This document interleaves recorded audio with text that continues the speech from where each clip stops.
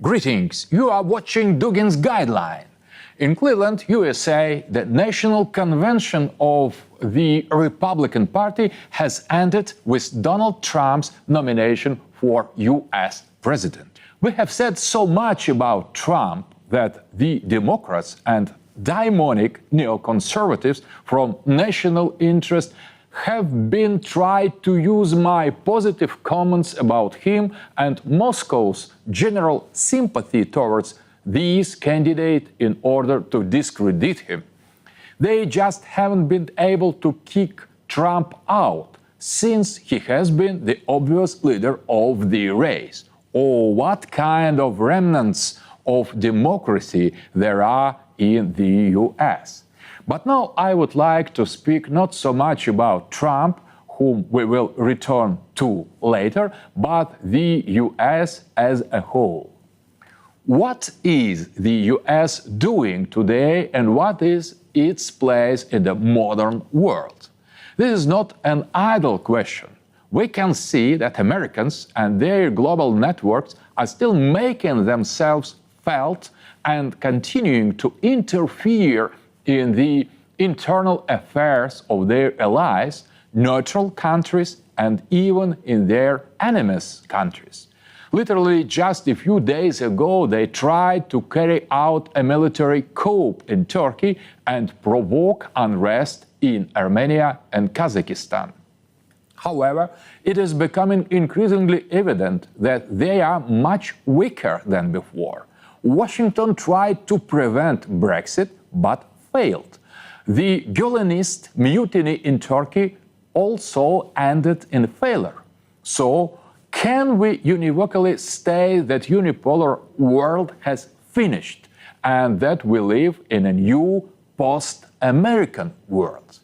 I think that such optimism would be premature. Washington cannot be written off yet.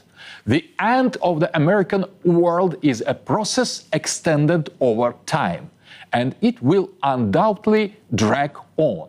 It is difficult to say for how long, and the collapse of unipolar hegemony is a very dangerous period. I would call what is happening with America now a wounded dragon.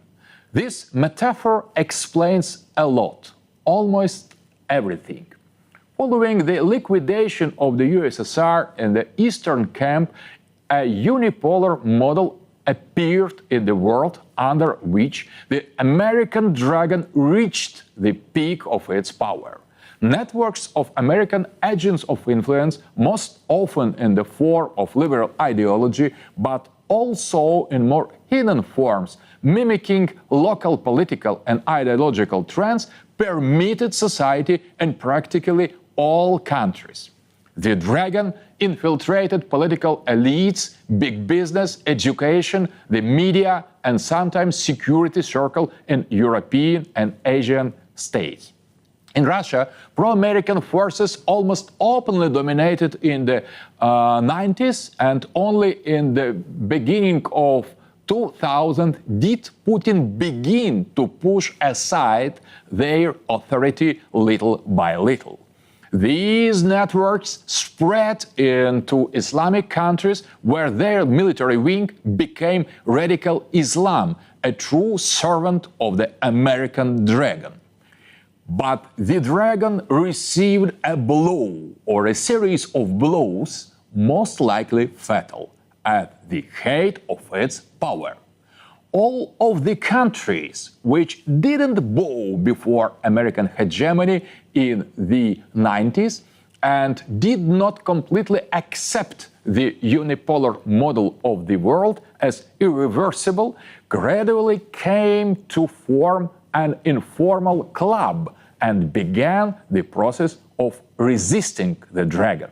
China very carefully played with this line in trying to ride the tiger and carry out modernization and liberalization while preserving and even strengthening national sovereignty.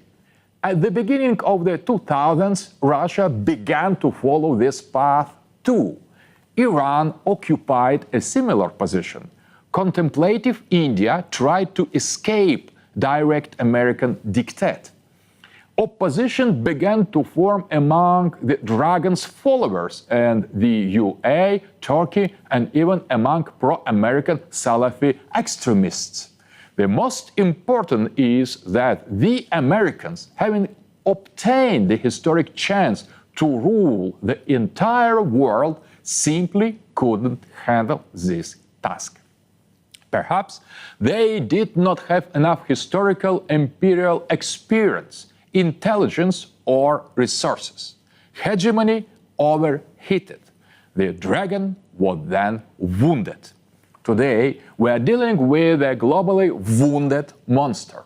The United States is still strong and its networks are still effective.